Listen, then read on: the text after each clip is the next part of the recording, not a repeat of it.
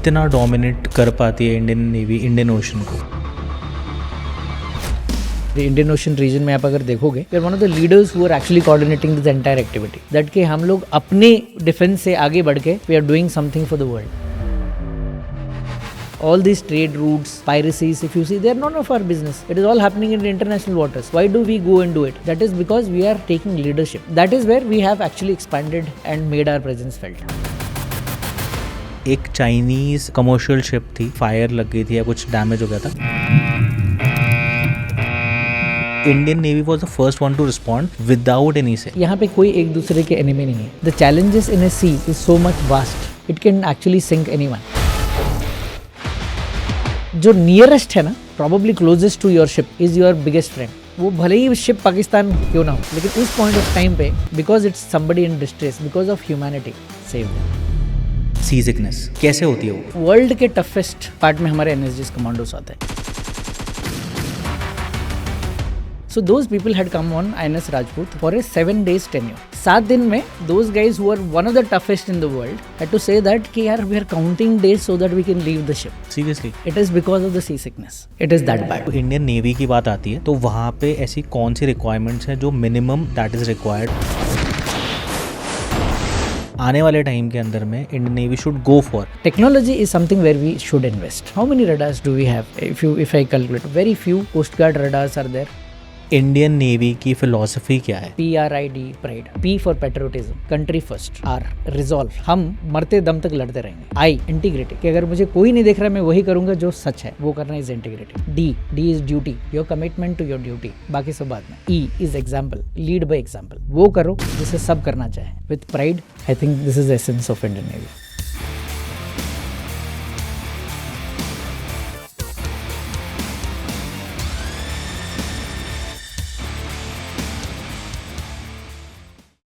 ये है Victoria society और आज ये सेलिब्रेट कर रहे हैं community poha potluck.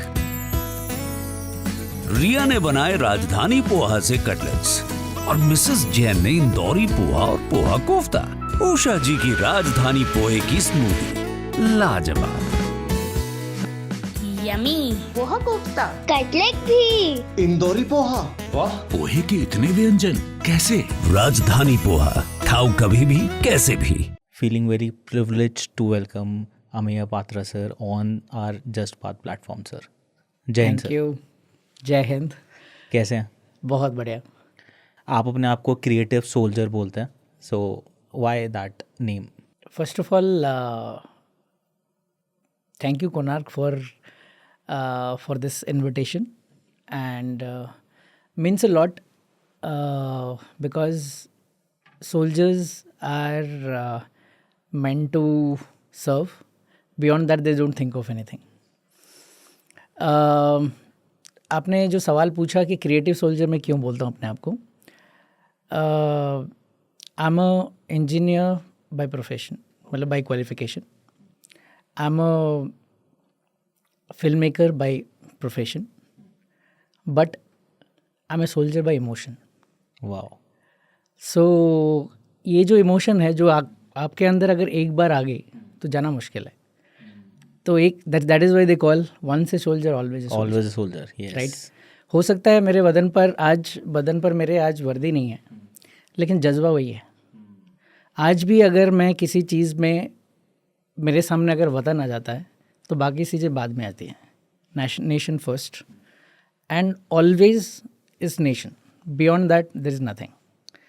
So today, if I see why I call myself a creative soldier, because I think the basic decision of becoming a filmmaker or a storyteller was only to tell the stories that soldiers are not able to say.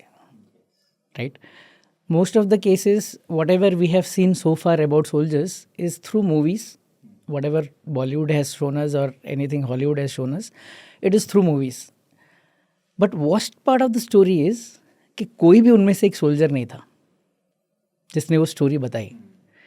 तो मैंने सोचा अगर हर चीज़ वो बंदा करे जो उसमें रहा हो और उसकी अपनी कहानी अगर उसमें से निकल के आए तो उससे बेहतर कोई हो सकता. क्योंकि आई थिंक बोला जाता है कि the most personal is the most creative.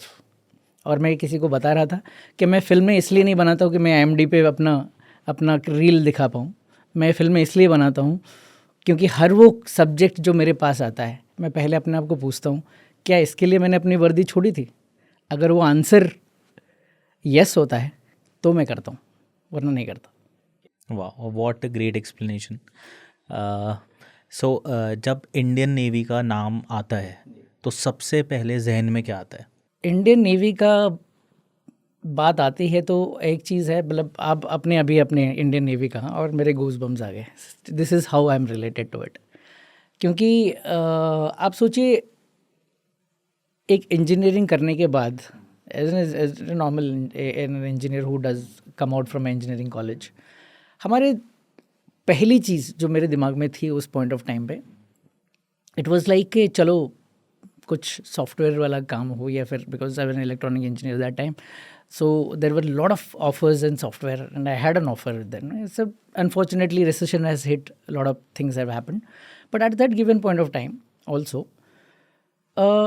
back of the mind it was there that ki, because I was from NCC, I was a cadet in NCC, I know what discipline is, what discipline means, and I understood that ki agar when it comes to the motherland, if you could do your bit, there is no place like arm forces. बाकी सारी चीज़ें yes एक तरफ, और what we do for in arm forces, being in the forces different all together. तो Indian navy के नाम पे मुझे एक चीज़ याद आती है कि जो मुझे इंडियन नेवी ने दिया in the 10 years of the span, what I have done for Indian navy और India is nothing. So that is what Indian navy is about for me. Sir, जब एक चाहे ऑफिसर है चाहे एज एन पर्सन जब हम लोग ship पे जाते हैं, so the most commonly thoughtful word जो सबके लिए कॉमनली आता है दैट इज़ सी सिकनेस। तो कैसे होती है वो, मतलब like what the sea sickness is all about? Sea sickness बहुत ही इंटरेस्टिंग कहानी है। मतलब जब तक आप समंदर में जाओ और आपको सी सिकनेस ना हो, it is almost saying that कि आप परफ्यूम के स्टोर में गए और आपको कुछ स्मेल, मतलब कुछ खुशबू नहीं आई। सो यू अंडरस्टैंड दैट कि it's that important and it is that normal. So मेरी अपनी एक्सपीरियंस में बताता हूँ, then I will come back to कि what C sickness is about.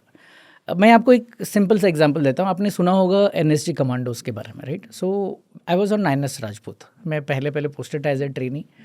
तो हमारी जो शिप में जो ट्रेनिंग थी तो वो तो चलती रहती है। Obviously we are sailing and we are sailing at rough seas, मतलब स्टेट 5 स्टेट 4 में चल रहा है, तो it's like pretty bad. Sea state is pretty bad. तो आपने सुना होगा कि वर्ल्ड के टफेस्ट पार्ट में हमारे NSG कमांडोज आते हैं, यू नो दैम।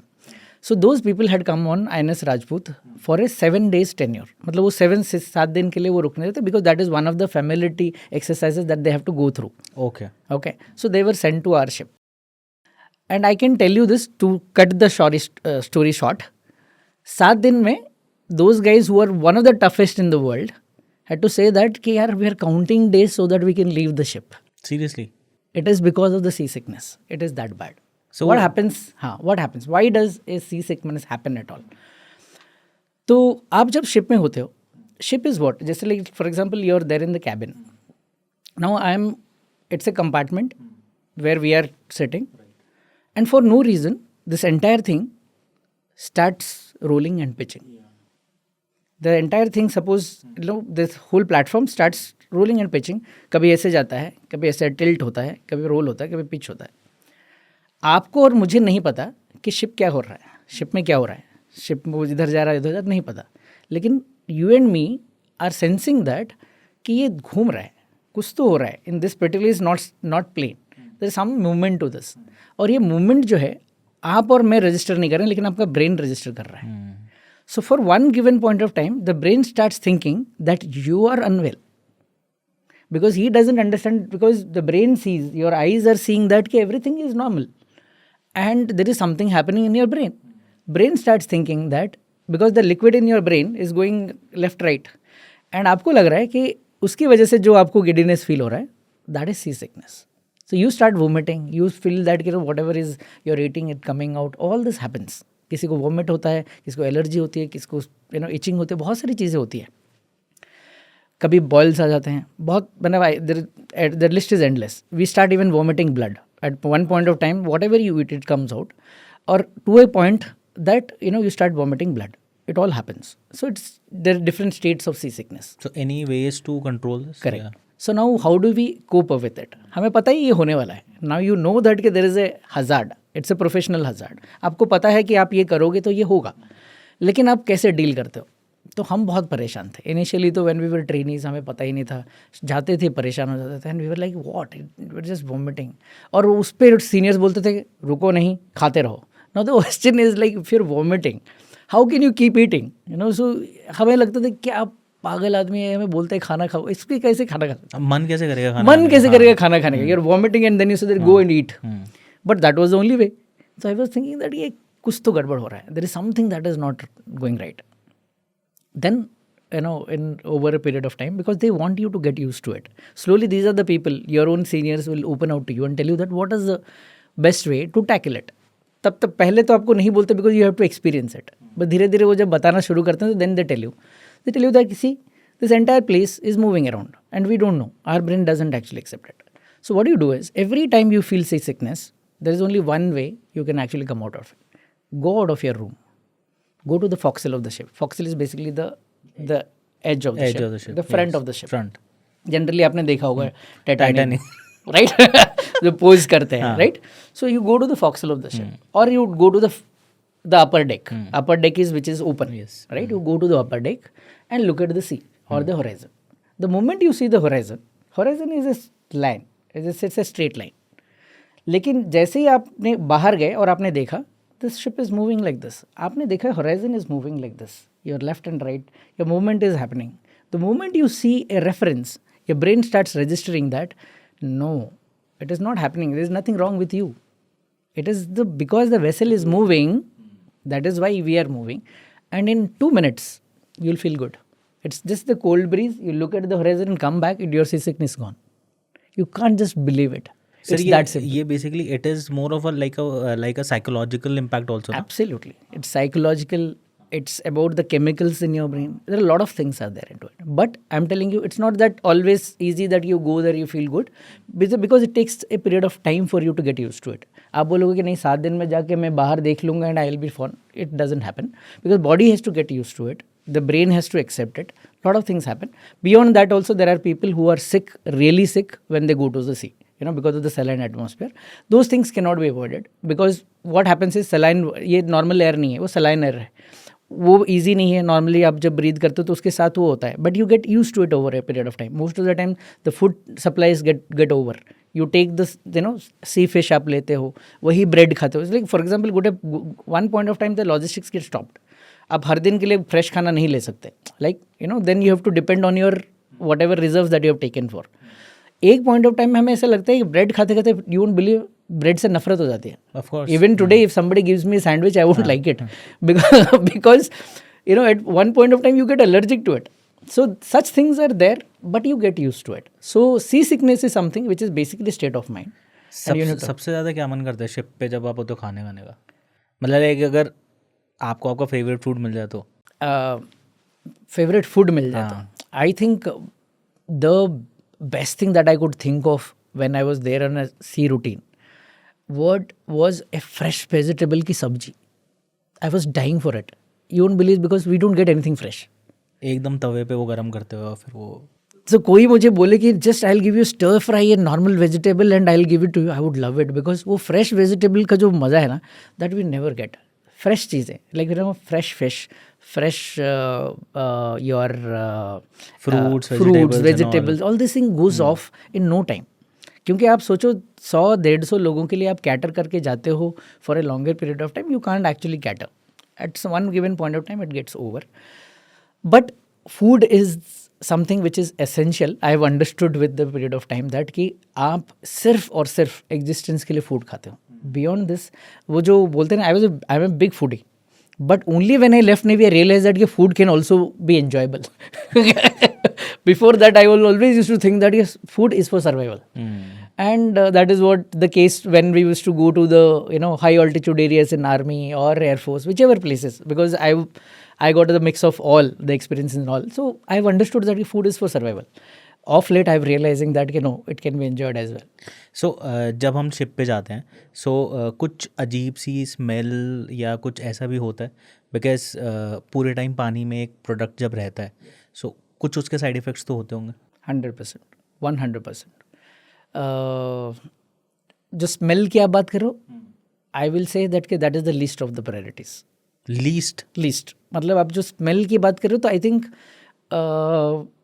मेरे प्रायोरिटी लिस्ट में शायद that smell that you're talking about comes at the end. What comes in the beginning is the experiences, like I'll tell you the issues that keep coming. Like for example, you go to a ship. आपने देखा होगा कि warships जो होते हैं they are very different than what is a Titanic. Like Titanic like ships are very different. Cruise ships are different. Warships are different. Warships में आपको जहाँ जगह मिली वहाँ पे हमने एक वेपन बिठा दिया, एक मशीनरी बिठा दी, whichever way. Optimum utilisation of the space हुआ है. एक ही चीज़ वो भूल गए करना कि आपका comfort. They forgot about it.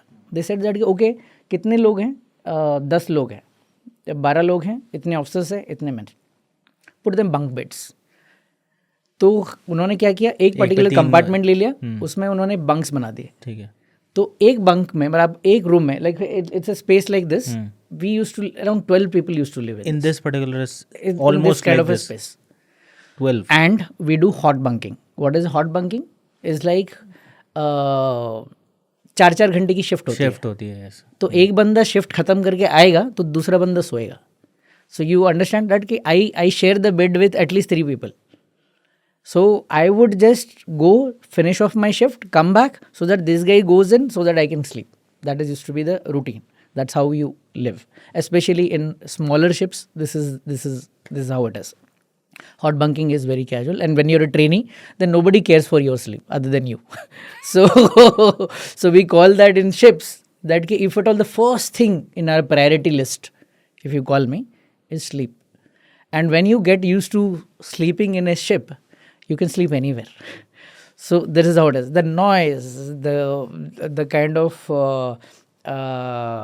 announcement that keeps going, all that is happening around you, but you're so tired that you're just dying to sleep. Smell is the last thing in your mind. एक navy officer का daily routine क्या होता है? Daily routine. Now, it all depends on what portfolio this officer is in. A basic Navy Basic, officer, general General, portfolios, yes. I'd say. General portfolio, if I see, then I see things like the day starts somewhere around 5 in the morning. Okay. And irrespective of where at sea or at harbor, we have a small, morning PT that happens, physical training that happens every day. Because unless until you do this, your body is not ready to take that load that is going to come in, in a day-to-day basis. That's going to be the first thing. You do that, finish it off. Then there is something called both watches. We meet our men. You go there, you finish off your routine, everything. You get into the uniform, go there, take a both watches. Where what happens, entire men in your department, they come together. And the task for the entire day is discussed. It's like a brief. You tell them that these are the things for the day and we would be doing this. Unless until an emergency comes in, we'll continue doing this. So this is something which is done. And on a regular basis, you keep following it up.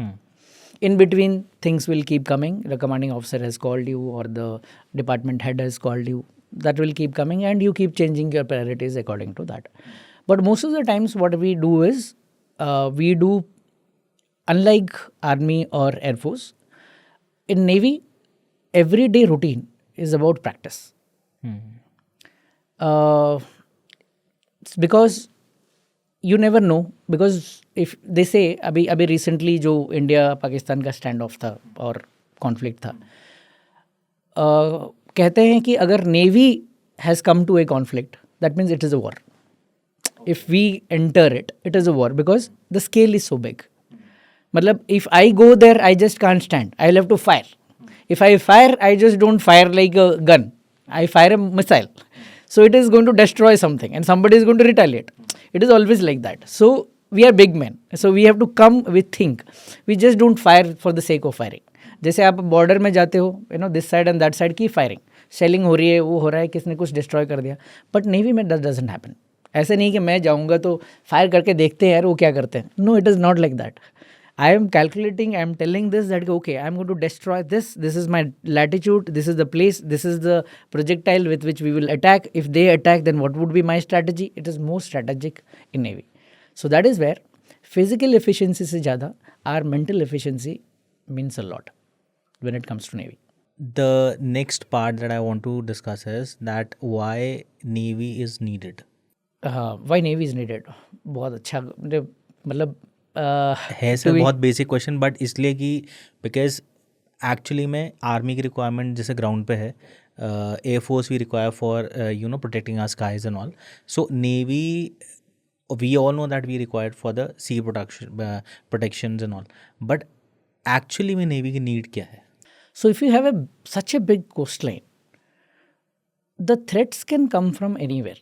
And sea is not something where it is all, you can put a barricade and say that, no, you can't cross this. This is my border. You can't cross it. It is not like that. So if there is no barricade, anybody can come from anywhere. And the biggest challenge for us is the volume of it. आप बाकियों का छोड़ दो. I'm just giving a small example. A lot of people keep saying that कि ये 26/11 में ये लोग घुस गए, हम क्यों नहीं कर रहे थे, हमारा इंटेलिजेंट फेलियर हो गया, आप क्या कर रहे थे, नेवी क्या कर रही थी, कोस्ट गार्ड क्या कर रहे. Question is perfectly fine. But अब अगर आपको मैं ग्राउंड रियलिटी बताऊं तो आपको पता ही नहीं चलेगा कि नेवी क्या कर सकती थी. We are as helpless as you. जैसे मैं आपको एक एग्जाम्पल देता हूँ कि आपको मैं बता दूँ कि I have an intelligent report, intelligence का एक रिपोर्ट है, जयपुर में एक जगह पे बम है. You go and find it. How will you find it? Bomb तो आपको नहीं बता रहा ना कि I am getting a signal and go and find me. No. Similarly when you actually go to sea and you see the kind of coast line what we have, बाकी ship और threat के बारे में मैं भूल जाऊँ. मैं आपको एक सिंपल सवाल पूछता हूँ. फिशिंग वेसल्स के बारे में आपने सुना होगा. मैं just telling about Mumbai harbour, मैं आपको बता दूँ 30 से 50 लाख हमारे शिपिंग वेसल्स है. 30 से 50 लाख शिपिंग वेसल्स है जो फिशिंग करते हैं, राइट. एक फिशरमैन का जो अपना बोट लेके जाता है, उसको आप बोलते हो कि यार मैं आपको ट्रांसपोर्ट करने के लिए बोलूँगा, I will give you code, you give me that code, then you are my friend. If you don't give me that code, you are my enemy. Okay, do you think that is going to work with him? No, that guy doesn't even operate that. पहली बात. दूसरी बात, most of these fishing vessels do not have a licence. Even most of them do not have a license. If they don't have a license, putting a transponder there to respond to your calls is next to impossible. It was done also as exercise. It was given, but those transponders were sold because these fishermen are too poor to even know that what is the value of it. They sold it off. So this is what happens. Now in that scenario, you're telling me that there are two people who are coming in a boat who would be entering through Mumbai Harbour. Please catch them. You do understand what is the gravity of me finding out those two people who are terrorists? Now, this is exactly the challenge when it comes to the coastline of ours. One thing that I want to ask that कि एक पूरा सी है ना, अब वहाँ पे Indian navy की एक वॉरशिप या डिस्ट्रॉयर जो भी है वो डिप्लॉयड है, सर्विलेंस है. सो वहाँ पे एक छोटी सी बोट, शायद वो तिनके के समान दिख रही होगी या जो भी, तो वो इतना भी छोटा जो पार्ट होता है that is visible on the radars. Yes. और उसको आप स्पॉट कर सकते हो. So if anybody would be crossing the borders, the sea borders, so that the navy can detect कि ये इसने करा है. Yes. Because the more specially क्या होता है, शोर लाइन में आपको ज़्यादा ट्रैफिक मिलता है, क्लटर मिलता है of these fishing vessels.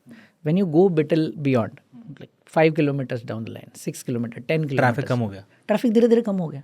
Like these are the people who can't go. या तो उनके उनके जो मोटर्स है वो अलाउ ही नहीं करेंगे, उतने डीजल वो कैरी नहीं कर पाएगा, तो वो उतना देर तो जा ही नहीं पाएगा. बाकी जो बचता है बोट्स जो वहाँ कैरी करके वो जा सकते हैं, there they will have to have, because these things are already guidelines you have. You should have a transporter, you have so and so communication system, you have to respond, these are the respond codes, everything is set. But we can do that. But what happens in case of what has happened in 26/11 is they captured one of our boats. Now they got into the boat. Now, according to me, if when I'm actually trying to ask you, do you have the code, or this is a transmitter? That transmitter is giving you, the transmitter is giving you that I am so and so boat. According to me, there is no threat, but there is already a threat. So why did they allow? Because it is a boat of our own thing, which was transporting to our messages, which were telling you that I am a friend. But in that, if there are two people who got into it, you would not know. So that is the kind of challenge what we are facing. So that is where I am telling you that why it is needed. It is needed, and it is needed to a portion, to an extent where we can go into this kind of a scenario and figure it out. How do we eliminate them? So that is where I feel Navy is certainly needed. 2611 क्योंकि अभी आपने बात करी तो मैं इसी को और एलाबोरेट करना चाहूँगा डिस्कशन दैट आप एक बहुत इम्पोर्टेंट पार्ट थे 2611 की टीम जो कि बहुत इम्पोर्टेंट तो नहीं लेकिन बट सर एक सोल्जर चाहे वो किसी भी पार्ट पे हो बट वो इम्पोर्टेंट होता है. So you were the part of the 2611 team that carried all the things there. So अब वहाँ पे एक क्या सिनारियो था उस, क्योंकि we were looking on a televisions जो हम देख रहे थे कि यहाँ ब्लास्ट हो गया, ये हो गया, the teams are there but they are carrying on the operations. Ground reality क्या थी 2611 की उस मोमेंट पे? करेक्ट. सो उसका एक एनालॉजी मैं देना चाहूँगा आपका. 2611 में तो what I played my part what I played in 2611 is minuscule. ये मैं I want to be very brutally honest about it. क्योंकि जिन लोगों ने एक्चुअली वो पार्ट प्ले किया था, those guys are not with us today. We lost them, पहली बात. एंड दूसरी बात मैं आपको बताना चाहूँगा कि उसका एक एनालॉजी मैं देना चाहूँगा कि 2611 का जो सिनेरियो है, that scenario is actually somewhere closer to what we had few years back, something called Covid hit us. Covid was a breakdown. It's like a pandemic which has hit us. आप Covid जब हमें पहले hit किया, हमें पता ही नहीं चला कि ये क्या है. This is probably a disease that we have never heard of. This is a pandemic. We don't know how to cater it. How do we actually save people? We had no clue. It has taken lives, right? So 2611 for me was like a COVID. None of our forces were actually ready for a scenario like this. कि कोई hostage आपको आपके hotel में करेगा, where the entire control is with them. Anybody coming from outside, they'll get to see. And they are actually calling the shots from there. So it's a scenario that never happened before. जब भी कोई चीज़ आपके साथ नहीं पहली बार हो रहा होता है, तो you are clueless about it. This is exactly what happened in COVID. By the time we realized that there can be a vaccine, we lost people. Exactly that was a scenario in Mumbai. Mumbai police was the first person, first organization who was hit with this particular thought that there are hostages that has been taken inside a hotel. They didn't know what to do, but they didn't know who can actually handle it. They looked up and they said that okay, probably our armed forces can help us. But by the time we could come in, it was as new as it was for them, for us also, because we are supposed to do certain other things. And we have never been got into a situation like this. Yes, army gets into insurgency operations like this, but that scenario is very different than here because the stakes are high. Here you just can't blast something and get into the hotel because the people who are going to whose lives are at stake is also very strategically and diplomatically important for us. तो ऐसे scenario में जब आप जानते हो कि इस hotel में इतने सारे हॉस्टेजेस हैं, they are getting killed and we are trying to do our operations. And I was just sharing this particular story where we were on a regular day sortie, and we were called back to be a part of this. I was into the because advanced light helicopters were actually inducted at that given point of time, and we were trying to do our trials at that given point of time, and we were trying to do different slithering operations for the commandos were one of the tasks that we were doing in the utility role. So we were called and seeking 42 Charlie was called. These are the two helicopters who could go, which is hardly 1 kilometer away because INS Shikra is somewhere around. So we had only 1 kilometer away from the Taj, and we were supposed to go onto the terrace and drop in Marcos and NSGs. This was the plan. By the time we started doing it, because our ALH had required some time, and we required some time for it to get ready and then go.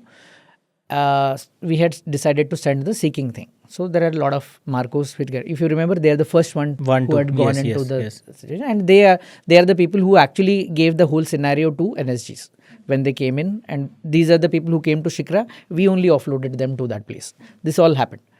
To your surprise and to my surprise, you will be surprised how insensitive our media was. That the entire thing was on, it was live on TV, and everybody saw it. And so were we. Now the question is, all these operations when we do, they're all strategic. You won't believe, till the last moment, I didn't know where will these people be getting dropped in, unless until I saw it on the news. This is the kind of secrecy that happens when there is a mission going on inside the ops room, the operation room, what we call it, the ops room. This is the kind of secrecy that we have, so that nothing gets leaked, nothing goes out of hand. Here, we are seeing it on screen. Everything is available. The terrorists are being fed with information that they were not supposed to.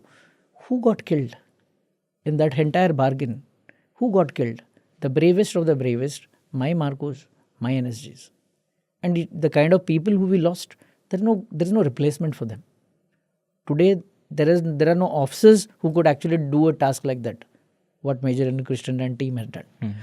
So the question comes into this is, many times in the name of sensationalization and being popular or whatever it is, we are so hungry for things that we do not know how to follow something called restraint. So that is, I think, the biggest lesson that I would say that the citizens should learn from whatever has happened. Sir INS Rajput में आप थे, and उस tenure में एक तो क्या duties थी आपकी, एंड बिकॉज मुझे पता है दैट INS राजपूत पे ब्रह्मोस भी, yes it was there. So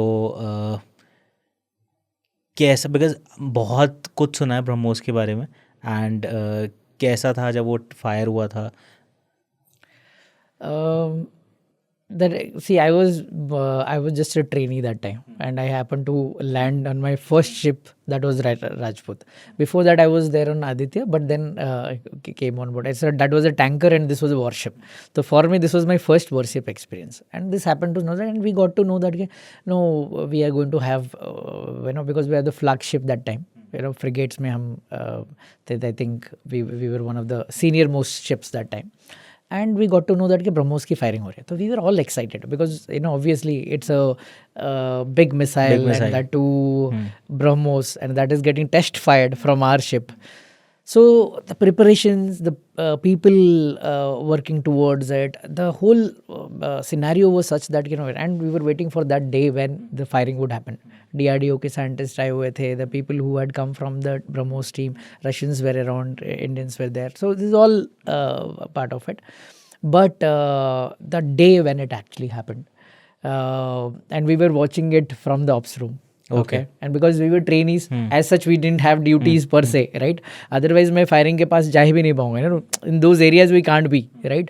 So we were there in the ops room to give that feel of us. And I was lucky that probably I was there, because अगर मैं वहाँ पे serving officer होता तो शायद मैंने वो देखा भी नहीं होता. अच्छा. So I literally saw it live on a video, where we were actually recording the video and trying to see the trajectory path and everything. And we were explained that the target was hit, and there was a small celebration after that. So for the first time ever, because I was on a ship where a lot of missiles, surface to air missile, surface to surface missile, surface to there are torpedoes, yes, all this were there it's loaded in a frigate. It's all loaded. So we have seen this kind of firings, but BrahMos was pretty special that time, and we were all excited to see whether the hit is going to be 100% or not. Okay. Because many times it misses, right, the target. If you miss the target, then obviously you have to do a test fire again, and this whole iteration goes on.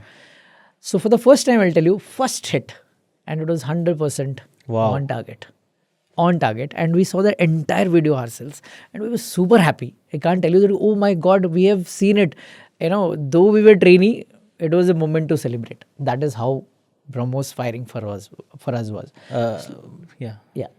Sir 2 videos मैंने देखी हैं. एक में there is a frigate और ship destroyer जहाँ पे missile जो है वो ऐसे फायर हो रही है हाँ इन दिस हाँ सिनेरियो ट्रैजेक्टरी है ना. और एक है जिसमें वो कैप है, कैप ओपन होता है, मिसाइल निकलती है, फिर वो ऐसे जाती है, फिर ऐसे जाती है, कुछ कैप निकलता है ऐसे, और फिर वो एकदम से सुपरसोनिक या जो भी स्पीड होती है वो कैच करती है. सो ब्रह्मोस जो है वो it is on this kind of a trajectory और वो ऐसे it was fired like this. It was like this. Okay Because those there are two firing, what do you call it, we have launchers, launches right? We had the surface to air kind of missiles. So those missiles, part of that, we have replaced that particular surface to surface to surface wala missile and replaced it with a BrahMos. Okay. So this entire thing was in the same format, but it was changed. Okay. And then it was fired. So it fired like this. The one which you are mentioning is a Barak, which came later. yes. So that goes vertically up and then changes the trajectory and goes into the head. So that was the thing. The next one that actually got implemented on Rajput was Barak. Barak. तो Barack का क्या वो भी role रहता है? 100%. I'm telling you, in terms of accuracy and execution, both the missiles are to the spot. मतलब they have not missed a target. So what Barak stands for, sir? Barak is a Name missile. only. It's a name. It's a name. Okay. So it has got it was a brand new thing that we had actually got and we got implemented this particular part, and this firing also happened on board INS Rajput. So the trajectory that you told was Barak, which is vertical takeoff, which goes out like this and then it goes into the target. एक frigate को या destroyer को अगर हमको उड़ाना है दुश्मन की, तो एक मिसाइल किस कैटेगरी की रिक्वायर्ड होगी कि वो अगर उस पर हिट करेगी तब वो जाके उसको सिंक करने में मतलब सिंक कर पाएंगे हम लोग? Okay, so for that sinking वाला पार्ट जो आपने मुझे बताया ना, so most of the cases the sinking वाला part is actually done by torpedoes. Okay. And because what happens is it needs to hit you from the hull. हाँ. तो In the पानी missile also, in missile also when we target, no, it is never targeted onto saying that जाके आप bridge उड़ा दो उनका, नहीं, it is always onto the hull.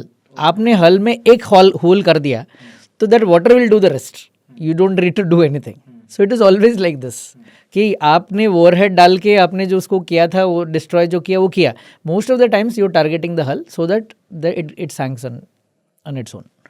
कुछ जैसे हमने जो इंडियन आर्मी है तो हम लोग देखते हैं जैसे वो लैंड माइंस करते हैं, तो ऐसे कुछ सी माइंस भी होती हैं? यस, माइन स्वीपर्स जो होते हैं यही है, ये जो आपके माइंस होते हैं, this mines can always be planted inside the sea as well, you know. तो सर सी में दिखेगा कैसे, लाइक लैंड में भी नहीं दिखता? What happens is we have called minesweepers. Minesweepers करके एक कैटेगरी ऑफ शिप है जो क्या करते हैं, ये स्वीप करते हैं, मतलब they when they go before the actual ships come in. So these minesweepers actually go like a sweeping. It's like they what do you call it? They sweep the area. मतलब they do a check of that particular area whether it is safe or not. Like for example, आपकी पूरी fleet आ रही है. No, you don't want it to be affected by a mine that has been put on. एक सी mine है, अब कहाँ पे है, किस डेप्थ में, you never know. So these minesweepers are actually the first people who go in, check the area and say that it is safe for us to come with the fleet. So that is also one of the things which we does. Like for example, आप जैसे land mine है, उसके लिए हमारे पास एक scanner होता है ना, एक बंदा आगे आगे चलता है, वो चेक करता रहता है कि आगे क्या है कि नहीं, अगर लैंड माइन्स है तो वो चेक करके बताता है यहाँ है. So this is the kind of thing which we do in ship as well. So that is also part of it. लाइक अब इंडियन नेवी के पास में इतना बड़ा एरिया है, we have bay of Bengal वाला area, then we have south Arabian sea हो गया. तो अब इस पूरे एरिया में जो सर्विलेंस है वो एक सबसे बड़ा टास्क, जैसे आपने अभी स्टार्टिंग में ऑफ द पॉडकास्ट बताया था. सो उसके लिए हमारे पास में ऐसे कौन कौन से इक्विपमेंट्स हैं या ऐसी कौन सी मशीन्स हैं दैट इंडियन नेवी ऑपरेट्स कि जिससे हम इतने बड़े एरिया को सर्विलेंस कर पाते हैं? मेरी जो जर्नी है उसमें एक इम्पॉर्टेंट पार्ट है जो मैं अभी आपको बताना चाहूँगा. Like after I left navy also I joined a company called Rolta India. Okay, and that was when I had joined that particular thing, it was actually working on a lot of defense projects. One of the projects what we did, and I take entire credit for it, that we have before 2015, we never had a navigational transmitter along our coastline with Directorate of Shipping and Lighthouses. I had taken the initiative along with this particular organization to put navigational transmitters throughout our coastline. Oh, wow. So because of that, what has happened is, before that in India, if anybody's ship is coming, there is no communication with the land. But right now with VLF technology, we have all these transmitters telling you how you are getting tracked, like a ATC, like a air traffic controller. When a ship is moving, every time from one tower to another tower, it will keep giving you information that handshake happens. So you get to know that where it is going, how it is going, what is the is there any deviation? All this can be tracked today. तो towers जो है that is like sea के बीच में है? No, it is in the land. अच्छा. It's in the land, but the range is so high, it actually can go and interrogate a ship and take their transmission and keep giving you information. That means whatever moving, like for example आपने एक सी root है आपका, आप follow कर रहे हो, वो आपका ट्रेड रूट है, आप कंटिन्यू करोगे, लेकिन कौन ट्रैक कर रहा है? जैसे आपने एक एटीसी से दूसरे एटीसी को जब हैंडओवर होता है तो क्या करता है, उसने एक सिग्नल पूछा और तुम बोलेगे यहाँ से तुम छोड़ के अभी यहाँ से जा रहे हो. So this handing over and taking over that happens na, this happens through these kind of a radar, and other than that also there are radars which keeps giving you data, all that happens. More than that, what we do is every ship that has got a radar also transmits the data to you. It keeps giving you that कि मेरे सामने कौन कौन से ship है, आसपास क्या है, what is happening around me. Oh, we keep getting these informations. That is where this integrated command and control center का concept is very important, because when you are doing a ocean as vast as this, when you have a sea line as vast as this, you have to depend on data that is coming from almost all quarters. Even the simple ship that is traveling also keeps giving updating and inputs. That is where we can do it, and as a Blue Water Navy, we are doing it. That is where our diplomacy with all these countries are so important. Singapore doing it, Sri Lanka doing it, Bangladesh doing it, or Maldives doing it is so important for us, because that is where we have these different units, offshore units, what we have to do all this coordination, so that we are making our ocean safe, and we are controlling and seeing what is happening around them. So the complete surveillance is at place. कितना dominate कर पा रही हैं Indian Navy Indian ocean में? अगर हम और countries की नेवी की बात करें, जब वो पास होती हैं या जब वो थ्रू जो सी है, इंडियन ओशन है, उसको यूज़ करते हुए कहीं और अगर निकल रही हैं, सो उनको वो प्रेजेंस फील होती है वहाँ पे Indian navy? Absolutely. And we will say that we are probably one of those leaders in this particular area, in the Indian Ocean region में आप अगर देखोगे, we are one of the leaders who are actually coordinating this entire activity. That is why this whole concept of Blue Water Navy has come long back. Since I have been a training, I have been hearing this news that कि हम लोग अपने defence से आगे बढ़ के we are doing something for the world, where all these trade routes, all these piracies, if you see, they are none of our business. It is all happening in international waters. Why do we go and do it? That is because we are taking leadership on our own and we are doing it for the world. So that is where we have actually expanded and made our presence felt. सर, Indian arm forces के बारे में हमेशा से कहा जाता है that they are very respectful और बहुत प्रोफेशनल है. अभी हमने एक इंडियन नेवी का इंसिडेंट देखा था जब एक चाइनीज़ कमर्शियल शिप थी, कार्गो शिप थी, जो कि स्टक हो गई थी, उसमें कुछ फायर लग गई थी या कुछ डैमेज हो गया था, और उस मोमेंट पे Chinese navy just coordinated with the Indian navy. They requested कि अगर आप हमारे जो उस पे ऊपर में ऑन बोर्ड लोग हैं उनको आप बचा सकते हैं, and the Indian navy was the first one two respond without any से. सो इस चीज़ को आप कैसे देखते हैं? मैं एक चीज़ कहूँगा, specially when it comes to maritime security, I will tell you, यहाँ पे कोई एक दूसरे के एनिमी नहीं है when it comes to maritime, because the challenges in a sea is so much vast that it can actually sink anyone. It is that big, right? तो जो नियरेस्ट है ना, आपका जो नियरेस्ट है, the person who is probably closest to your ship is your biggest friend. Okay. सो अगर आपने देखा, वो भले ही शिप पाकिस्तान का हो क्यों ना हो, लेकिन उस पॉइंट ऑफ टाइम पे, because it's somebody in distress, because of humanity, you just go and save them. Doesn't matter, the rest of the things come later. You need to save a life at sea is most important. Indian navy का Kargil war में क्या role था? Very important question. I think two things that I would say majorly we contributed in Kargil war. To be very blunt about it, it's not a war, it's a conflict. Okay. So why we don't call it a war? Because actually whenever there is a infiltration that happens in any country, one country, somebody has come inside and we just throw them out. It's as simple as that. So it's not a war. It is not that I told because of enmity that I will fire at you and you will fire at me. It is not like that. War is a very different scenario. In Kargil conflict, what has happened is there are infiltrators who had come into our portion and they were need to be thrown out, and that's how we have done. Indian Navy and Indian Army has done a tremendous job. Indian Air Force had their own role. Navy has not been inside. We have done our part, saying that our Marcos were part of the team which was actually fighting on the ground. Okay. Our Marine Commandos were part of it. That is one part of it which nobody talks about.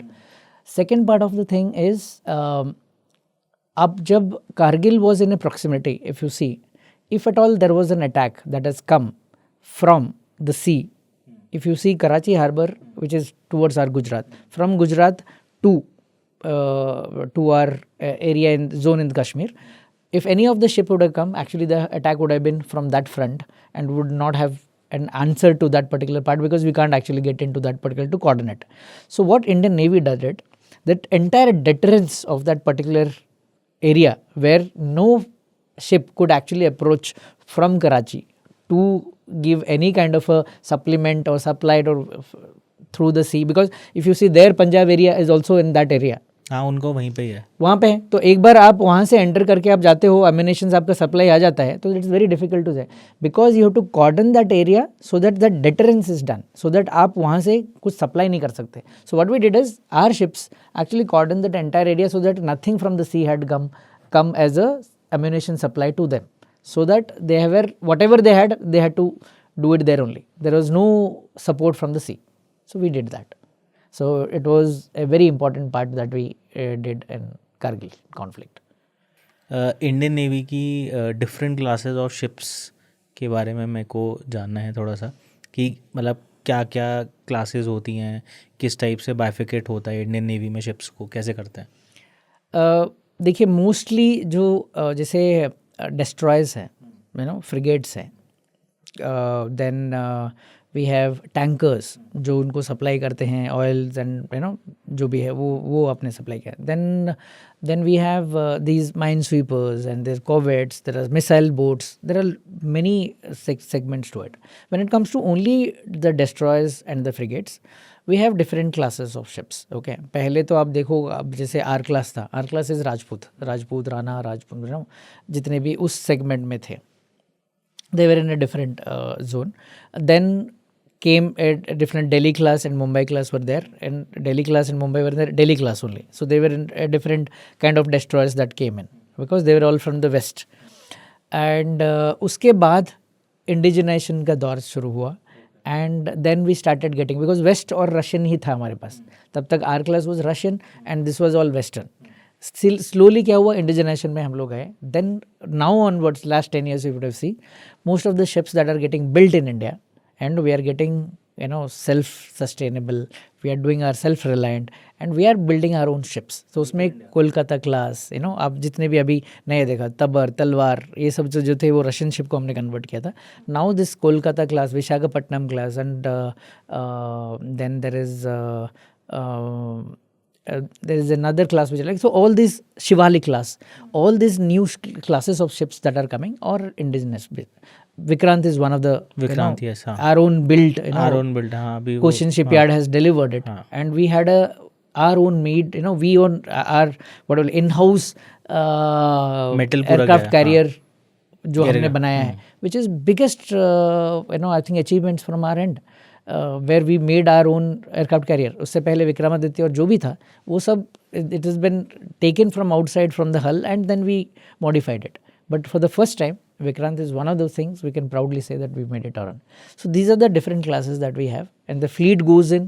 So that aircraft carrier is there, then your frigates, your then your destroyers, everything comes along, missile boats. So there is a formation. That formation के साथ आप चलते हो. So Indian navy को क्या क्या ऐसी चीज़ें हैं जो प्रोक्योर करनी चाहिए जब हम इंडियन आर्मी की जैसे बात करते हैं? उनको मॉडर्नाइजेशन वेपन चाहिए, हेलमेट्स चाहिए, बुलेट प्रूफ जैकेट्स चाहिए। जब हम बात करते हैं इंडियन एयरफोर्स की, सो वहाँ पे number of squadron strength minimum इतनी रिक्वायर्ड है, तो then we are able to cope up with the 2 front war scenario. So ऐसे जब इंडियन नेवी की बात आती है तो वहाँ पे ऐसी कौन सी रिक्वायरमेंट्स हैं जो मिनिमम दैट इज़ रिक्वायर्ड, और आने वाले टाइम के अंदर में Indian navy should go for some modernization plan? So उनको वो वेपनरी या उनको नंबर ऑफ शिप्स, डिस्ट्रॉयर्स या सबमरीन्स एडअप करनी चाहिए इन देयर गैराज, सो हम वन ऑफ द बेस्ट रहें maintained.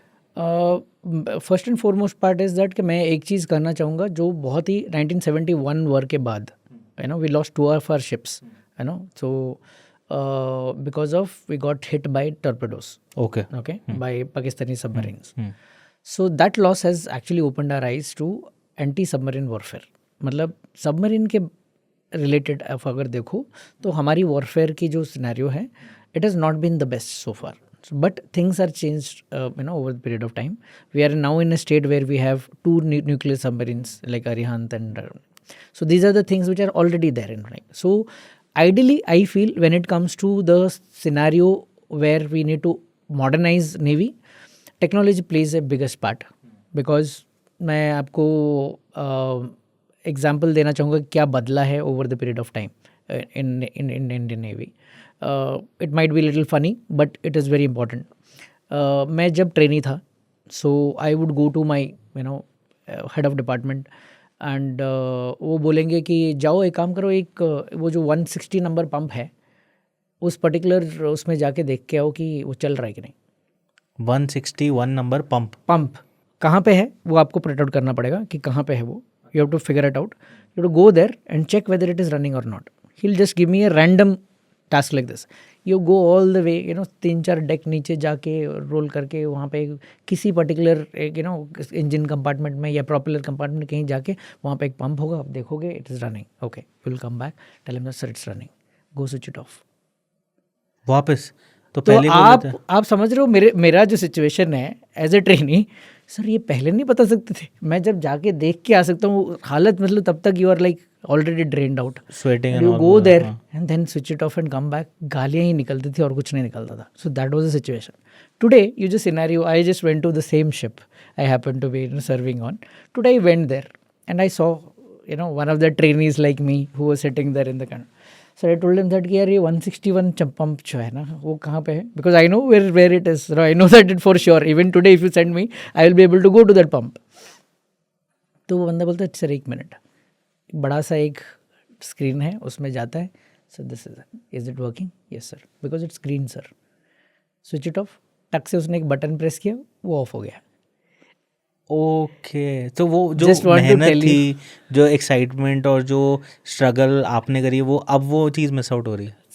So what I am trying to tell you that कि my senior never wanted to me, for him it was very easy कि that कि आप जाके उसको बंद करके आ जाओ. But why did he tell send me again? There is a logic to it. Logic is that in that bargain you will know your ship. Otherwise you will not. Today you ask that trainee कि आप कहीं पे, for example, there is a fire or there is a water source, whatever is running. That guy, if he gets stuck, then he will never be able to come out because you are not used to that configuration of it. So challenges are such that yes, technology is helping, certainly helping. So that is where I wanted to give you this example. That technology is something where we should invest. It is very important for us because all our coastlines, if you see the kind of radars, how many radars do we have? If I calculate, very few Coast Guard radars are there. Very few radars are there which has been implemented by the Sagarmala project, which is rare. But we in our coastline like 7,500 kilometre का वाला जो हमारा coastline है उसके लिए we need so many surveillance radars throughout the coastline so that we have an idea कि how many of what are the threats that are coming in. It's a very important part of it.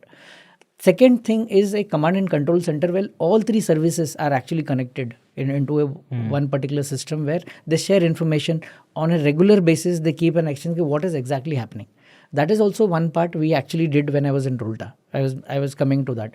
That we did implement this particular command and control software after 2611 in Mumbai, and Mumbai police still uses it.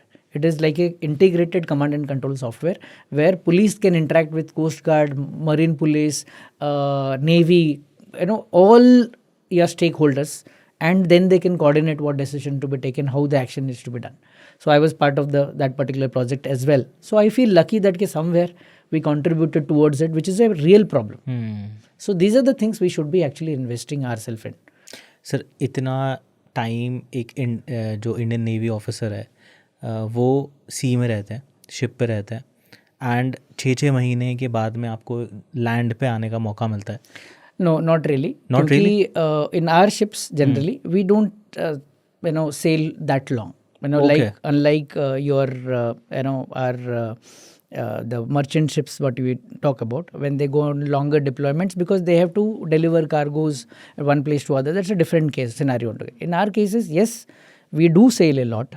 In fact, आप बोलोगे 30 दिन में से 25 दिन हमारी selling होती है. अच्छा, तो 5 दिन मिलते हैं. हाँ, तो ये 4-5 दिन में हम क्या करते हैं, आते हैं. Most of the times it's like you take care of your family. You say that okay, logistics not there, क्या है, स्कूल का एडमिशन करवाना है, बच्चे का क्या करवाना है, घर में क्या चाहिए, all this thing you take care in those many days and then you go back. But life is going to be, उसको तो 6 महीने के बाद वो 6 महीने उसको मिल जाता है दोबारा, हमें तो वो भी नहीं मिलता. So ideally speaking, I would say it's a fight that goes on. Routine process. Our families get used to it. हमारे यहाँ पे कहावत है कि अगर किसी के यहाँ पे बच्चा हो तो बोलते हैं इससे पहले तू घर चला जा, नहीं तो वो अंकल बुलाना शुरू कर देगा. So it happens. It's like we just make fun of it, the whole scenario. But reality is that yes, we don't get time with our families. Most of the times we miss them, they miss us. That's the hard reality of it. Family की बात आती है तो एक बहुत important person जो कि आपका लाइफ पार्टनर होता है.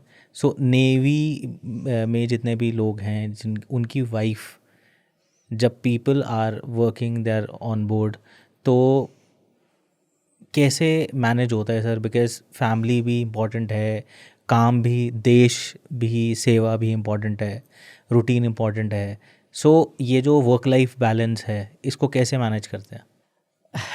मतलब जब भी मैं ये वर्क लाइफ बैलेंस वाली बात सुनता हूँ ना, तो अंदर इम्बैलेंस हो जाता है actually, to be very honest with you, because these are too bigger terminology for us, because हमने कभी वो उसके बारे में सोचा ही नहीं. If you start thinking about work life balance, I think you are in a wrong place when it comes to the kind of duties that we actually perform for our country, और in whichever condition it is. आप किसी भी uniform service का ले लो. I think the first and foremost part is we don't see about work life balance at all, क्योंकि कर ही नहीं सकते आप, पहली बात. दूसरी बात यह है कि आप जब शिप में होते हो, for whatever time you been deployed और whatever it is, there is no network, right? You are been out. आज के डेट में सब कुछ बोलते हैं ना, it's all over a call, you can just get and do a video call, talk to your family, things like that. But doesn't happen with us. You're gone. The family also considers that the person is not there for these many days. ये तो है ही, मतलब it's taken for granted. But yes, how difficult it is always difficult. But what actually keeps us alive, together, alive, and doing our things every single time is basically in the same ship, on the same ship, on the same vessel where we are spending. It might be a ship, it might be a base, whichever it is. But we have a bond of our own where we consider our ship's company our own. And that becomes a family. We keep sharing, which is not very talked about thing. Yeah. But आपको ये ताजुब होगा कि as an officer, if I have actually 60 men in my team, in my squadron, in my ship, in my department, for all 60 men, I would know their kids' name, their wives' names, and their parents, everyone. I can tell you that कि okay, किसी का जनेऊ कब होने वाला है, किसकी शादी कब होने वाली है, उसके बच्चे कितने हैं, उसकी एडमिशन कहाँ पे हुई है. I can tell you all that because that's the kind of sharing that happens. एक चीज़ मेरे को अभी आपकी कॉन्वर्सेशन से याद आ रही है, दैट इज़ कि जब आप लोग एज ए ऑफिसर्स या एज कोलीग्स, जब आप लोग शिप पे होते हो, तो जब जैसे बॉर्डर पे हमने लाइक मूवीज़ में देखते हैं कि जब दो आर्मी के जवान जो हैं जब वो बॉर्डर पे था तो वो कोई गाना गुनगुना रहा है, कोई उस पर कुछ बोल रहा है, तो शिप पे कैसा फ़न होता है सर? फन क्या होता है? हाँ फ़न, क्योंकि आपके चारों तरफ समंदर है, बस बीच में शिप है, करेक्ट, बाहर आप कहीं जा नहीं सकते, वही है जो है, करेक्ट, और बंदे भी वही हैं। यस, तो बिकॉज आर्मी का फन हमने देखा हुआ है, एयरफोर्स की कुछ अभी मूवीज़ आई हैं तो हमने देखा, नेवी का कभी हमने ऐसा कुछ सुना नहीं देखोगे है। आप जल्दी, देखेंगे। That is going to come, that is going to come, and yes, fun happens, okay, fun happens in the sense बहुत सारे, जैसे फॉर एग्जांपल हमने मतलब आपने शिप्स के डेक्स देखे होंगे, राइट? हाँ हाँ, शिप डेक्स में volleyball is a very volleyball, okay, so it's unimaginable for you, but we do play volleyball. Okay, so that is one part of it. This small little PT exercises that happens in the morning, yoga, a little bit of all this particular thing is more of a fun for us. And apart from that, we do have these divisional officers sessions, like जो भी divisional officers होते हैं उनके अंदर जो division होता है उनके अलग अलग sessions हम लोग रखते हैं generally. In most of the cases when we do that, we have these interactions that happen, informal interactions that happen. Sir advance light helicopter के इंडक्शन में आपका एक रोल रहा है काफ़ी, Yeah. सो क्या था सर वो? देखिए, पहली बार जब HAL ने, जो हमारे हिंदुस्तान एरोनॉटिक्स लिमिटेड ने एयरक्राफ्ट खुद से बनाना शुरू किया, तो उन्होंने पहले जो है हमारे जो चेतक्स थे, जो एयरक्राफ्ट थे, उनके रिपेयरिंग, ओवरऑलिंग सब शुरू किया। देन उसके बाद उन्होंने कहा कि हम इंडिजिनस एक हेलीकॉप्टर बनाएंगे जिसका नाम हमने ध्रुव रखा, और वो था एडवांस लाइट हेलीकॉप्टर। और मिनिस्ट्री ऑफ डिफेंस ने डिसाइड कर दिया कि चलो 20-20-20 जो है ना, तीनों को बांट दो, नेवी को 20, एयरफोर्स को 20 और आर्मी को 50 दे दो, जैसे डिवीजन रैंडम ले लो, सबको लेना पड़ेगा, keep using this helicopter. But that time ministry didn't realise that कि ये एयरफोर्स में और नेवी में तो जा सकती है लेकिन शिप में नहीं जा सकती। ओके, क्योंकि शिप में जाने के लिए उसको सी वर्दी बनना पड़ेगा किसी एयरक्राफ्ट को। क्या सी वर्दी क्या है? क्योंकि हमारे मोस्ट ऑफ द डेक्स आप देखोगे ना छोटे होते हैं। शिप में आप सोचो ना, आप अगर देखोगे एक हेलो डेक जो होता है जहाँ पे हेलीकॉप्टर लैंड करता है, वो बहुत छोटा होता है। It is almost of this size और थोड़ा सा बड़ा हो, इतना, उसी में उसको लैंड करना है। तो आप समझ रहे हो कि उसको लैंड करने के लिए आपका विंग स्पैन कितना होना चाहिए, वो फोल्ड होके वो हैंगर के अंदर जाना चाहिए। जो हैंगर में अगर नहीं जा पाए तो एयरक्राफ्ट वैसे ख़राब हो जाएगा या टॉपल हो जाएगा, कुछ भी हो सकता है। तो you have to get it inside the hangar. वो हैंगर में जाने के लिए ब्लेड्स को फोल्ड करने पड़ता था, लेकिन वो होता नहीं था क्योंकि वो तो डिज़ाइन ही नहीं था। You won't believe, within our sources, with our designers and with our team, we actually did the entire design and worked with HL to get these blades folded. wow, So that the aircraft can actually go onto a ship and get stored.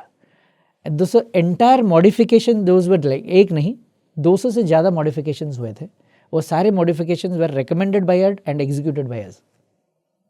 So उसके लिए कोई scientist की ज़रूरत नहीं थी, मतलब we were made scientists to make sure that they are usable and we can use that in Navy.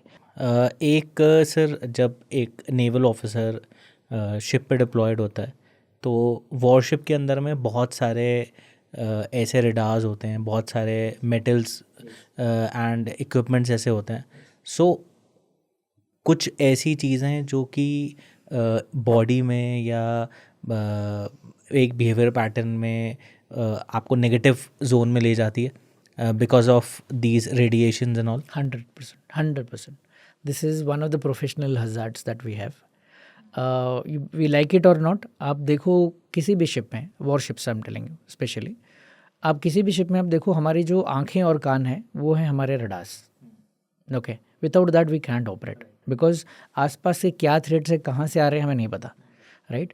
तो ये हमारी ईयर्स एंड ओपन से हमेशा वो ओपन रहता है, कभी ट्रांसमिट करते कभी ट्रांसमिट नहीं करते, जो भी whatever situation it is, the transmission is constantly on. मतलब वी आर रिसीविंग समथिंग और we are transmitting something, that keeps happening with us and we are in the ship which is again metal.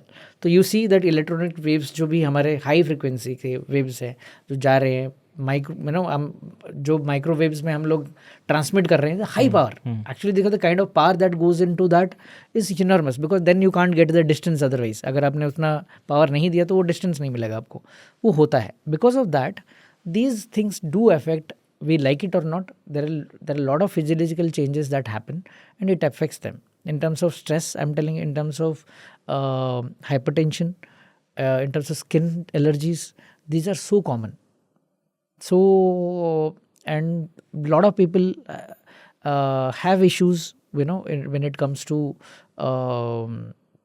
conceiving and other things which are related to it. Fertility, that becomes an issue. Skin related allergies is an issue. So these hair loss is one of the biggest losses that actually people go through. So these are the things which are part of the hazard and it happens. अब एक जो scenario चल रहा है जहाँ पे Indo Pacific region, जो कि इंडियन ओशन का और पैसिफिक रीजन का जो कहा जाता है, वो बहुत ज़्यादा एक हॉटस्पॉट बन चुका है फॉर द वर्ल्ड. तो इस रीजन के बारे में स्ट्रैटेजिकली ये रीजन इतना इम्पोर्टेंट क्यों है? Because of the trade routes that we have. अच्छा. That is one of the most important parts of it. And second part of it is that the biggest powers, what we are actually seeing, be it Russia, China, whichever it is, if you see, the access to them is only possible through this route. Otherwise it is not. Nowhere else you can get that, I think. So if in अपने Indian Ocean और Pacific region को आपने देख लिया, so most of the cases, if you see that trades that happen, especially for China, everything happens to 3. आपको कोई और दूसरा तो है ही नहीं. पनामा जैसे सुएज कैनल से आप निकले, उसके बाद वो पूरा रूट लेके अब जब तक यहाँ तक नहीं आते, where you actually enter the China sea, this entire strait is actually coming through this particular reason. So that is where it is very strategically important thing. And second part of the thing is that because there are so much of what do you call it, specific regions in terms of the trades that are happening, like for example Singapore is one of them, Malaysia is like in that particular region, and Malay on this particular side, or we take it the Southeast Asia, in Arabs, whichever way, all these bigger players are actually doing their trades in this particular strait. So this is the area where we actually we operate in. So that is where it is very important, and that is the safeguarding that is basically becomes our responsibility, because most of these areas come under our zone.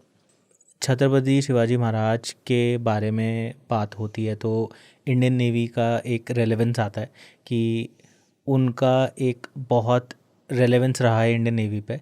सो इसको आप कैसे देखते हैं?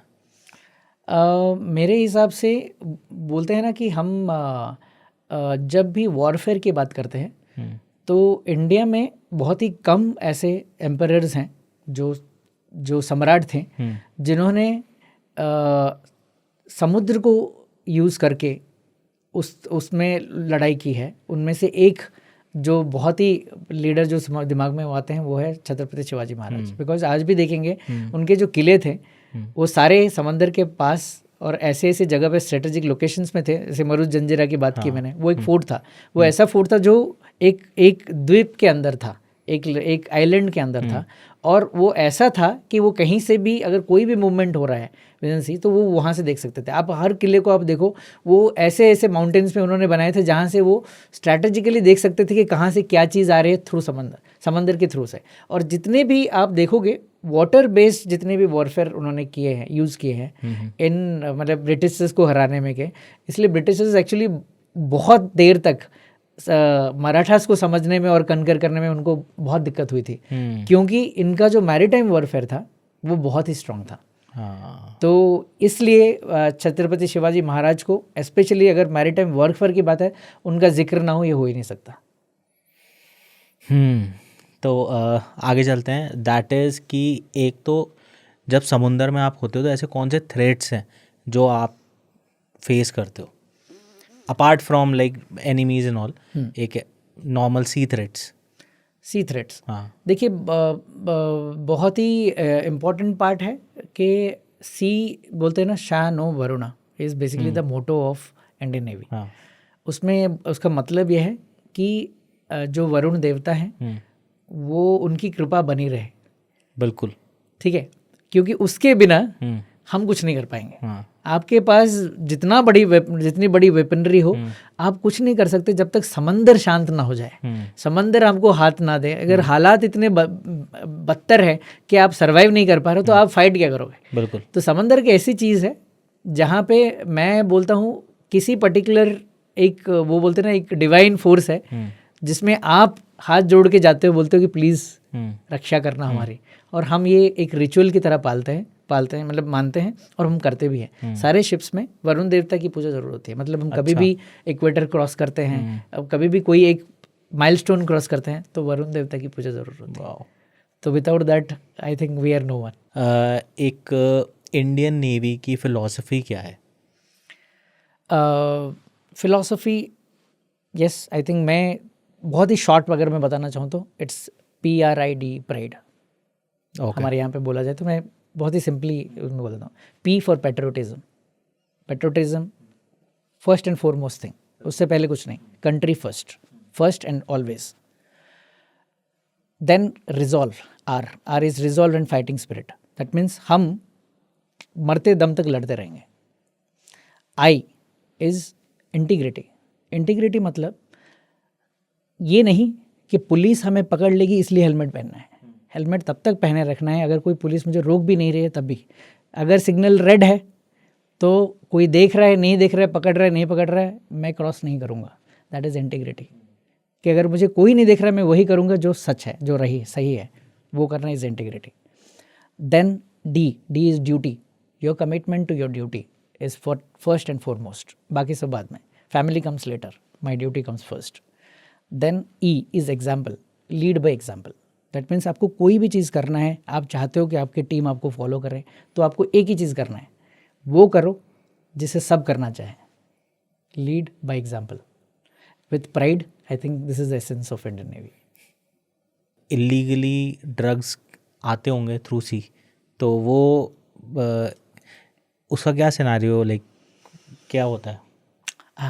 आते होंगे हमने actually, मेरे question इसलिए बिकॉज हमने बहुत मूवीज़ में देखा है कि वो शिप के अंदर में पाइप में कुछ पैकेट्स डाल के और फिर वो स्मगल करते हैं।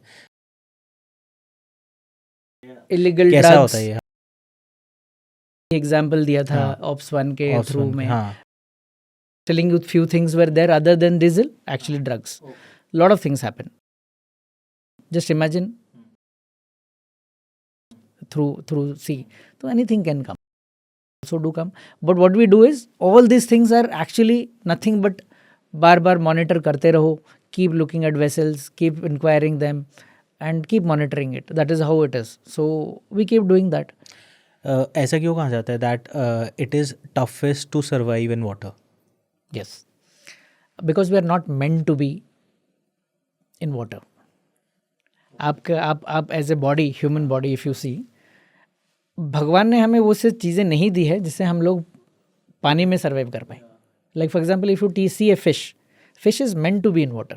आप अगर फिश से निकाल दिया जाओगे वाटर से तो मर जाएगा, लेकिन you are meant to be in land, but you are going into the water with your will, that कि I want to go into the water and do something. So that is where you are not meant to be going there, but जब आप वहाँ पे जाते हो तो you need to prepare yourself towards that, right. तो अगर मुझे, जैसे मैं अपनी एग्जांपल दूं कि अगर मुझे बोला गया कि I was a bad swimmer, you know, when we entered, but मेरा डर दूर करने के लिए मेरे कमांडिंग ऑफिसर ने कहा था भाई फॉक्सल से जंप कर लेता हूँ, निकालने का काम मेरा है।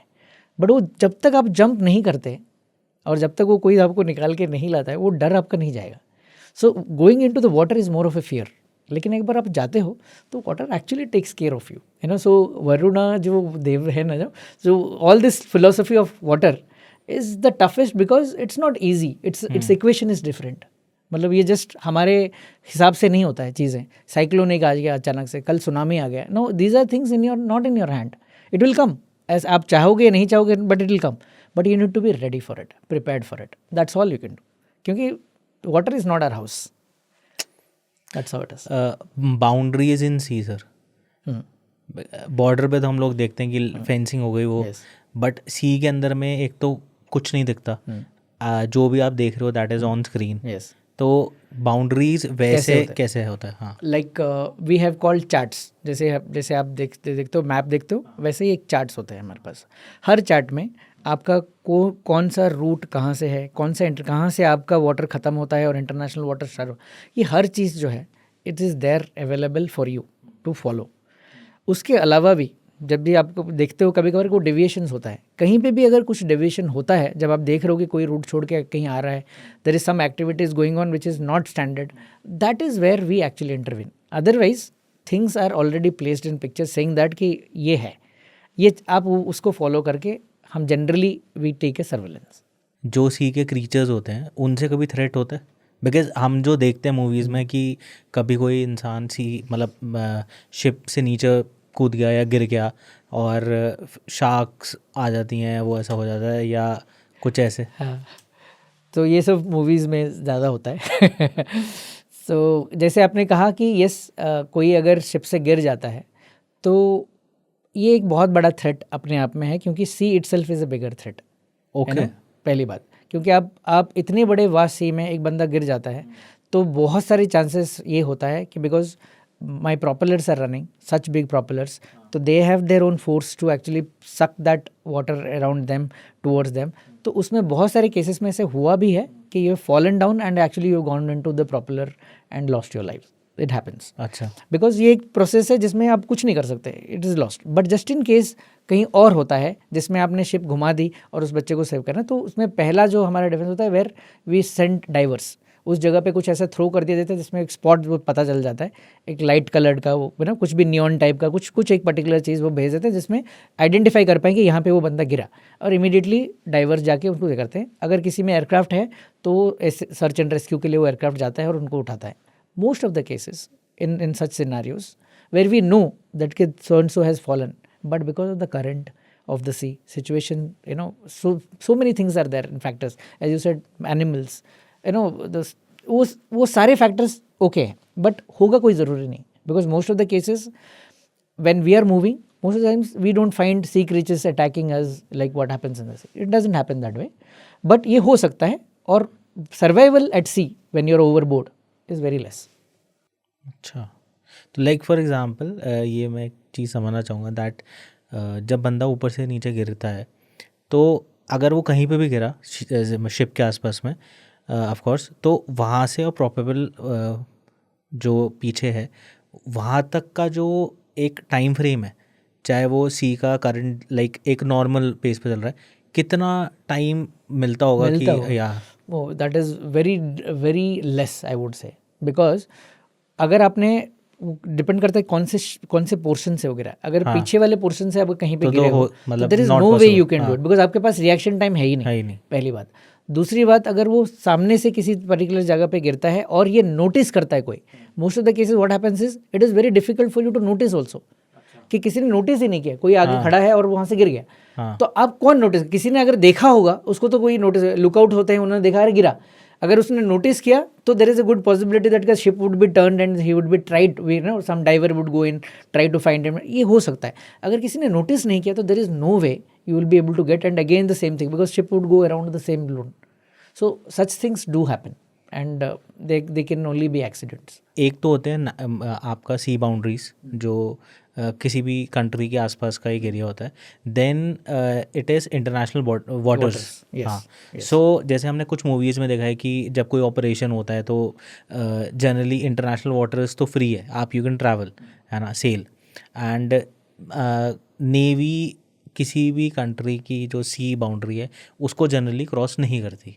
है ना। तो आप सबमरीन नीचे से आप ले जा सकते हो, एंड आपने ऑपरेशन करा, we have seen in a movie that I will not be naming, और फिर वो ऑपरेशन करके आते हैं, फिर वो एकदम से सबमरीन ऊपर आती है और वो उनको एक कोऑर्डिनेट्स देते हैं कि आप यहाँ ड्रॉप हो जाना कैसे भी, सो वो वहाँ कूद जाते हैं with the life jackets and all. So ये भी कभी एक्चुअल लाइफ सिनेरियो में आपने देखा है होते हुए कि सबमरीन्स का कि एकदम से एक सरप्राइज सबमरीन आपके सामने पॉपअप हो गई हो? यस, अच्छा, हुआ है। Why I am telling you, because जैसे मैं आपको बता रहा था एंटी सबमरीन वॉरफेयर जो है उसके बारे में हम लोग बता रहे थे, ये एक कॉम्प्लेक्स सिनेरियो है। स्पेशली आप देखोगे बे ऑफ बंगाल में ये जो वाटर का जो प्रोफाइलिंग है वो अरेबियन सी में डिफरेंट है और बे ऑफ बंगाल में डिफरेंट है। बे ऑफ बंगाल में एक सोनार, जो हम लोग जैसे जैसे रडार होता है ना, वैसे ही सबमरीन को फाइंड करने के लिए हम सोनार यूज़ करते हैं। Sonar is nothing but audio waves. ये ऑडियो वेव्स जाती हैं और आपको वो देते हैं रिफ्लेक्शन, उससे हमें पता चलता है कि भाई कुछ है यहाँ पे, right, that is how it is. But वो इतनी प्रोफाइलिंग इतनी कॉम्प्लेक्स है बे ऑफ बंगाल में कि अगर बगल में भी अगर सबमरीन है ना तो आपको पता नहीं चलता है, because our sonars were not that that advanced. But slowly things have changed and we have actually done a good amount of research. The new sonars that have come are very, very, very good, and that scenarios and that spotting has reduced quite a bit. Otherwise we have submarine spottings that has happened. जब भी एक देश दूसरे देश के साथ में naval exercise करता है तो एक मोटिव क्या होता है इस पूरी नेवल एक्सरसाइज का? मोटिव ये होता है कि पहली बात तो आपका एक कोऑर्डिनेशन होता है, लेकिन कुछ कल्चर होता है। जैसे फॉर एग्जांपल हम कुछ प्रोटोकॉल्स फॉलो करते हैं, they follow some other protocols, but जब भी हम लोग साथ एक्सरसाइज करते हैं तो खुद की स्ट्रेंथ और कमियां दोनों को हम एक्सप्लोर करते हैं। पहली बात तो हम अगर एक्सरसाइज करते रहेंगे अपने आप में तो हमें तो कभी कोई पता ही नहीं चलेगा कि हम किस में ग्रेट हैं और किस में नहीं है, कौन सी हमारी कमी है और नहीं है। जब किसी और के साथ आप करते हो तो वो आपको एक रिफ्लेक्शन दिखाता है, एक मिरर दिखाता है कि नहीं, ये वो बेटर कर रहे हैं, हम नहीं कर रहे, हमें ये करना चाहिए। ऑर्गेनाइजेशन हो, टीम वर्क हो, बहुत सारी चीज़ें हैं जो जॉइंट एक्सरसाइजेस में हमें सीखने मिलती है, वो बात है। और उनकी जो टेक्नोलॉजी है, हमारी टेक्नोलॉजी है, व्हेन वी डू दैट, जैसे ऑफ मालेबर में हमने किया था, राइट। तो जब P8 आई पहली बार यहाँ पे आई तो हमारे लिए तो वो नया था completely. We have never seen a surveillance aircraft like that. But जब उनके साथ ऑपरेशन किया, वो 1 महीने भर का जो ऑपरेशन था, उसमें उनके क्रू के साथ हमारा क्रू, उनके क्रू के साथ उनके ऑफिसर्स कैसे डील करते हैं, उनके ऑफिसर्स का ऑन एयरक्राफ्ट कैसे behaviour, how do they handle stress, how do they handle these operations are different than ours. तो वो अगर जब तक हम लोग साथ में नहीं करेंगे तो हम नहीं रियलाइज़ करेंगे। पहले हम US के साथ करते हैं, ये फ्रांस के साथ करते, जापान के साथ, रशिया के, सबके साथ किया हमने। वो जैसे हम करते रहे हम समझते गए कि हाँ यहाँ पे हमें ये चाहिए, हमारा ये यहाँ पे कमी है, वो चीज़ें हम सीखते गए और बेटर होते गए। तो आज जो नेवी है वो probably because of all this exercises together. और जैसे हम ब्लू वाटर नेवी की बात करते हैं जहाँ पे हम पूरे इस इंडियन ओशन रीजन में हम अपना आधिपत्य जो है वो स्थापित करना चाहते हैं, तो वो अकेले तो हो ही नहीं सकता। It has to be done with the coordination with other countries, that is what this exercises are for. आपने एक मूवी बनाई है असम के जो लेडीज़ हैं उनके ऊपर, जो टी गार्डन्स में काम करती है, so उसके बारे में मैं कुछ जानना चाहूँगा। दैट व्हाट इंस्पायर्ड यू कि आप एक ऐसी आसाम से रिलेटेड, उन लेडीज से रिलेटेड मूवी बनाओ? वो मैंने आपको कहा था कि as a creative soldier I always look for things that could probably the stories that the world needs to see. तो ये एक विमेन UN विमेन का प्रोजेक्ट था, ये मेरा नहीं था, ये UN विमेन का प्रोजेक्ट था। And I happen to be a part of it, and so I said that no, I think there are some, because and it is a subject that they wanted to show on crime against women that happens in these workplaces. So उन्होंने ही ये particular चीज़ हमें introduce, without that I didn't know actually such things happen. तो good 1 or 2 months we had to go stay with them, experience their pain, and we wanted to put that on a film. And even today people feel that there is something that connects with them and tells their pain. So that was my, I think, attempt to put that story out. Sir, Indian navy में जो unity की अगर मैं बात करूं, because पूरे देश भर से लोग आते हैं जब किसी भी आर्म फोर्सेस में, सो बहुत सारा हंसी मजाक भी होता है, छेड़खानी भी होती है। हम लोग बहुत ऑफ द नेवी, जब हम लोग ग्राउंड पे होते हैं तो बहुत सारी ऐसी कंट्रोवर्सीज़ लोग करते हैं with the people of India, हमारे ही देश के लोग हैं, बट वो अलग अलग लोकेशन से आते हैं तो उनकी अलग अलग तरीके से मजाक बनाया जाता है। सो नेवी इसको किस तरीके से देखती है सर? जब हम नॉट दिस पार्ट, बट जब नेवी की बात आती है, जब नेवी में लोग जा रहे हैं, आते हैं, तो वो जो एक माहौल है जहाँ पे सब लोग एक हैं, हम सब एक हैं, हम सब भारतीय हैं, तो वो कैसा एक फीलिंग है? मैं हमारे नेवी में ही नहीं, ये सारे आर्म फोर्सेस में हमारे यहाँ पे जो हमारे ब्रेन में ना और हमारे खून में जो डाल दिया जाता है वो एक सिंपल लाइन है, from the day one of training ये आपके दिमाग में डाल दिया जाता है, 1 फॉर ऑल फॉर 1। हम आते हैं अलग अलग जगह से हैं। जिस दिन हम लोग एकेडमी ज्वाइन किए थे हम लोग वैसे ही थे, कोई पंजाब से आया था, कोई असम से आया था, कोई उड़ीसा से, कोई महाराष्ट्र से, कोई साउथ इंडिया से, किसी भी पार्ट से आप ले लो, कोई तमिलनाडु से, केरला से, अलग अलग जगह से आए थे, सब एक साथ आए एंड ट्रेनिंग करने के लिए आए साथ में। वही पहली बार जब देखा तो तू साउथ इंडियन है, तू नॉर्थ इंडियन है, तू बात ऐसे करता है, तुझे हिंदी बोलनी नहीं आती, all fun were happening and we are making fun. We used to hate each other, अरे ये इसके साथ बैठूंगा, इसके साथ नहीं बैठूंगा मैं, इसके साथ मुझे नहीं करना है, ये मुझे तो these all things used to happen. But that 1 year everything changed. When the training happens to you, you start realizing at the end of the day that you are ready to give life for each other and you call each other's course mates. हमारे यहाँ पे एक course met वाला जो bonding है ना वो बहुत स्ट्रांग है, that you will not find anywhere else in the world. मतलब हमारी दोस्ती is like beyond families. Blood के ब्रदर के लिए भी आप नो करोगे जो आप कोर्स मेट के लिए करोगे, it is like that. That bonding happens in that span of time when you are actually getting trained. तो इसी के ऊपर I am going to be coming out with a film, okay, and we would be talking about कि इतनी सारी diversities के साथ जो बच्चे आते हैं जिनके पूरे बैकग्राउंड्स अलग अलग है, वो सब आते हैं और अचानक से ऐसा क्या होता है वहाँ मैजिक कि वो एक दूसरे के लिए जान देने के लिए तैयार हो जाते हैं।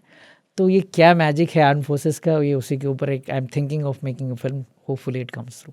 All the very best to you sir for the film. Thank you.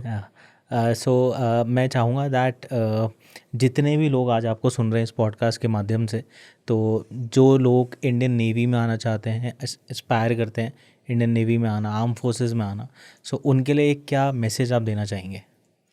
मैं तो बोलूँगा कि इंडियन नेवी की बात नहीं करूँगा मैं, क्योंकि अगर मैं इंडियन नेवी को के बारे में बोलूँगा कि आप इंडियन नेवी में आओ, will be injustice to all the uniform forces. Okay, तो मैं एक होलिस्टिक वे में इसको बोलना चाहूँगा कि देखिए,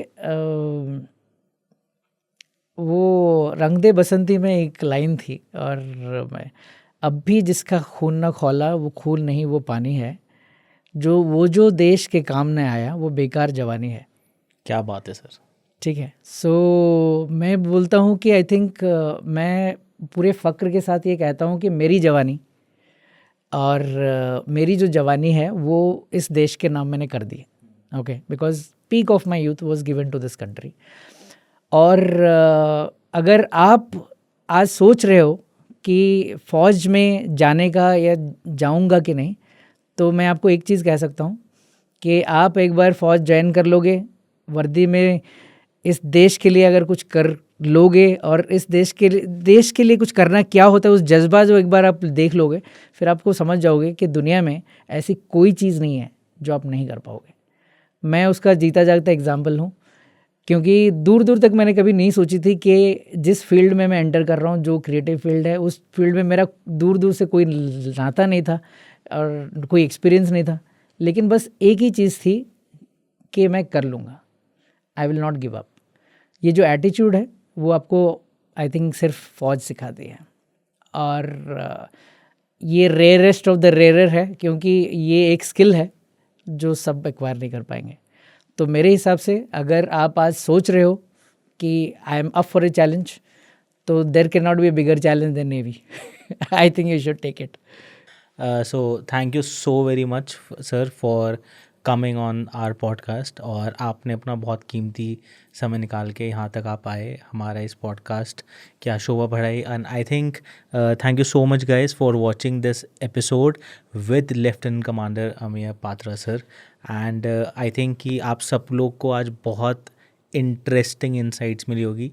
एक आर्मी हम एपिसोड शूट कर चुके हैं, but this was navy special, और ये इसलिए इम्पॉर्टेंट था बिकॉज हमको लास्ट टाइम काफ़ी सारे कमेंट्स मिले थे, मैसेजेस मिले थे कि from the navy, from the forces आप किसी को स्पेशल को बुलाइए, and we want to learn more about how the navy operates and all. So आज हमने कोशिश करी है सर, मेरे को बहुत लर्निंग मिली आज आपके साथ डिस्कशन करते हुए, एंड आई होप कि ऑडियंस को भी बहुत कुछ सीखने को मिला होगा। सो अगर आप और इंटरेस्टिंग गेस्ट को देखना चाहते हैं, ऐसे और इंटरेस्टिंग एपिसोड्स को देखना चाहते हैं, तो हमारे चैनल को लाइक, शेयर एंड सब्सक्राइब करना ना भूलें। Thank you so very much. अपना बहुत बहुत ध्यान रखिए। Thank you so much. Thank you. Thank you for the pleasure. It's all pleasure. Thank you सो जय मच हिंद। सर। जय हिंद सर। जय हिंद। जय हिंद।